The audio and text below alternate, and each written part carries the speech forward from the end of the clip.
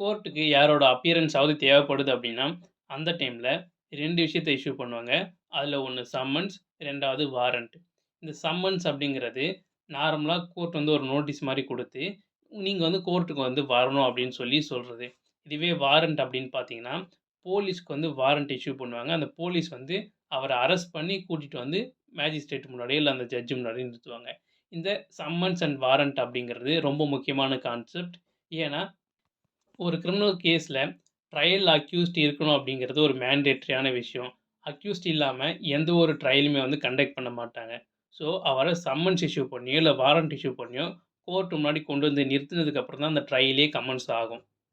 இந்த summons and வாரண்ட்ஸ்ல இருந்து இன்னைக்கான வீடியோல நம்ம சம்மன்ஸ் அப்படிங்கிற கான்செப்ட்ட தான் எக்ஸ்ப்ளைன் பண்ண போறோம்.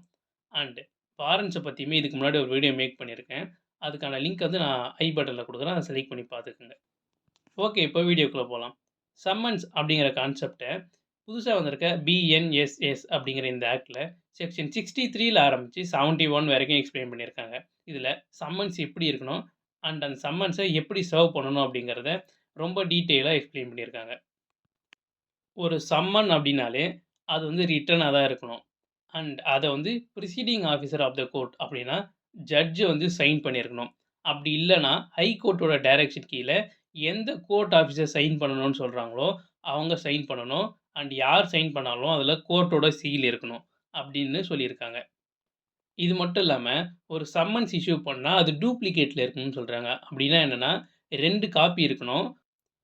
ஈவன் எலக்ட்ரானிக் மோட்லயுமே கூட சம்மன்ஸ் வந்து சர்வ் பண்ணலாம். அப்படி எலக்ட்ரானிக் மோட்ல சர்வ் பண்ணும்போது, அதில இந்த கோர்ட் சீலோட இமேஜ் இருக்கணும். அப்படி இல்லனா டிஜிட்டல் சிக்னேச்சர் இருக்கணும் அப்படின்னு சொல்லிட்டு சொல்றாங்க.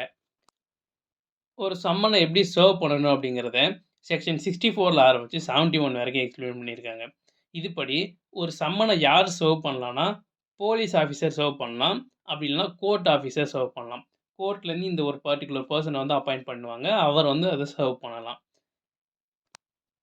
அந்த கோர்ட் ஆஃபீசர் அப்படிங்கிறவரு முடிஞ்ச அளவுக்கு பெர்சனலா வந்து அத வந்து சர்வ் பண்ணணும். அதாச்சும் என்னன்னா, நேர்ல பார்த்து அந்த சம்மன வந்து அவருக்கு சர்வ் பண்ணணும் அப்படின்னு சொல்றாங்க. ஏன் டூப்ளிகேட்ல இருக்கணும் அந்த சம்மன் அப்படின்னா, ஒரு சம்மன வந்து அந்த பெர்சனுக்கு குடுக்கணும். அண்ட் 2வது சம்மன எடுத்து அதோட பின்னாடி சைடு வந்து அவர் வாங்கிட்டாரு அப்படிங்கிறத அந்த சம்மன ரிசீவ் பண்ண பெர்சன் என்டார்ஸ் பண்ணி குடுக்கணும்.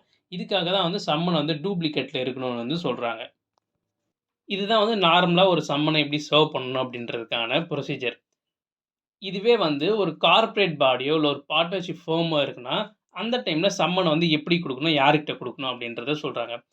ஒரு கம்பெனி அப்படின்னா, அதுக்கு டைரக்டர், செக்ரட்டரி இந்த மாரி அஃபிஷியல்ஸ் இருப்பாங்க. அவங்கள்ல யாருக்கு வேணா வந்து சம்மன வந்து டைரக்ட்டா குடுக்கலாம். அப்படி இல்லன்னா ரிஜிஸ்டர் போஸ்ட் வந்து பண்ணலாம். இதே மாதிரி பார்ட்னர்ஷிப் ஃபர்ம் அப்படின்னா, பார்ட்னர்ஷிப் ஃபர்ம்ல யார் இருப்பா? பார்ட்னர்ஸ் இருப்பாங்க. அதுல இருக்க பார்ட்னருக்கு வந்து டைரக்ட்டா சர்வ் பண்ணலாம். இல்லன்னா வந்து ரிஜிஸ்டர் போஸ்ட் பண்ணலாம். யாருக்கு சம்மன குடுக்க போறோமோ, அவங்க எப்பவுமே வீட்ல இருப்பாங்க அப்படிங்கிறது நிச்சயம் கிடையாது. ஸோ, இன்கேஸ் சம்மன சர்வ் பண்ணும்போது, அந்த பெர்சன கண்டுபிடிக்க முடியல, அவரு வீட்ல இல்ல அப்படின்னா, அந்த டைம்ல வீட்ல இருக்க ஒரு அடல்ட் மெம்பர் கிட்ட வந்து குடுத்துட்டு வரலாம் அப்படின்னு சொல்லிட்டு சொல்றாங்க. ஸோ, அவங்க வீட்ல இருக்கவங்களா இருக்கணும். வேலைக்காரங்க அப்படிலாம் பார்த்தீங்கன்னா, அவங்க வீட்ல இருக்கவங்க அப்படின்னு சொல்ல முடியாது. ஸோ, இப்ப ஹஸ்பண்டுக்கு வந்து இருக்குன்னா, ஒய்ஃப் வாங்கலாம். இல்ல அவங்க சன் வாங்கலாம். இந்த மாதிரி வீட்ல இருக்க பெர்சன் வந்து யார் வேணா ரிசீவ் பண்ணலாம் அப்படின்னு சொல்லிட்டு செக்ஷன் 66ல வந்து இந்த பிஎன்எஸ்எஸ் ஆக்ட் சொல்லுது. இன்கேஸ் அப்படி வீட்லயுமே யாருமே இல்ல, வீடு பூட்டி இருக்கு அப்படின்னா, அந்த டைம்ல என்ன பண்ணணும்னா, அந்த ஒரு காப்பி ஆஃப் சம்மன் வந்திருக்குல்ல, அந்த பெர்சன் குடுக்க வேண்டியது, அந்த சம்மன எடுத்து ஒரு க்ளூ போட்டோ என்னமோ வந்து, அந்த வீட்ல இருக்க கான்ஸ்பிஷியஸ் ஸ்பேஸ் அப்படின்னன்னு பார்த்தா தெரியக்கூடிய இடத்துல வீட்ல ஒட்டணும். லைக் வந்து வீட்டோட கதவுல ஒட்டிட்டு போலாம். ஏன்னா, அது வந்து ஒரு கான்ஸ்பிஷியஸ் ஸ்பேஸ். பட் இந்த மாரி சர்வ் பண்ணும்போது, கோர்ட் வந்து செக் பண்ணுவாங்க. அதாவது அவங்க வேணும்னே அந்த கோர்ட் ஆஃபீசர் வந்து வேணும்னே அவருக்கு சர்வ் பண்ணக்கூடாதுன்றதுக்காக இந்த மாரி பண்றாங்களா என்னன்றத செக் பண்ணி பார்க்கணும்ல. அந்த மாரி ஒரு என்குயரி கண்டக்ட் பண்ணிட்டு, இந்த சம்மன் வந்து சர்வ் ஆனதா கன்சிடர் பண்ணணுமா? இல்ல புது சம்மன் அனுப்பணுமா? அப்படிங்கிறத ஜட்ஜ் வந்து டிசைட் பண்ணுவாரு. இதுக்கான பவர் வந்து செக்ஷன் 67ல குடுத்துருக்காங்க. சில ஸ்பெஷல் கேஸஸ் இருக்கு. அதெல்லாம் சம்மன் வந்து எப்படி சர்வ் பண்ணணும் அப்படிங்கிறத இப்ப பார்ப்போம். ஃபர்ஸ்ட் விஷயம் வந்து ஒரு கவர்ன்மென்ட் சர்வன்ட்க்கு நீங்க சம்மன் சர்வ் பண்றீங்கன்னா, அத எப்படி பண்ணணும் அப்படின்றது தான். இது ரொம்பவே சிம்பிள் தான். அவரோட ஆஃபீஸ் ஹெட் யாரோ, அந்த ஹெட்டுக்கு வந்து டைரக்ட்டா வந்து சம்மன குடுத்துட்டு, அதாவது அந்த டூப்ளிகேட்ல வரும்ல, அந்த 2 காப்பியும் அவர்ட்ட குடுத்துடணும். அவர்ட்ட குடுத்துட்டு, அதில இருக்க 1 காப்பிய வந்து அவரு அந்த கவர்ன்மென்ட் சர்வன்ட்க்கு சர்வ் பண்ணிட்டு, நார்மலா சர்வ் பண்ணதுக்கப்புறம் பின்னாடி என்டார்ஸ்மென்ட் வாங்குவாங்கல்ல, அந்த மாரி என்டார்ஸ்மென்ட்ட வாங்கிட்டு, அவருமே வந்து சைன் பண்ணணும். எதுக்குன்னா, அவர் தான் சர்வ் பண்ணாரு அப்படின்றதுனால, அவரு கவுண்டர் சைன் பண்ணி ரிட்டர்ன் பண்ணணும். இதுதான் வந்து ரொம்ப சிம்பிளான ஒரு விஷயம்.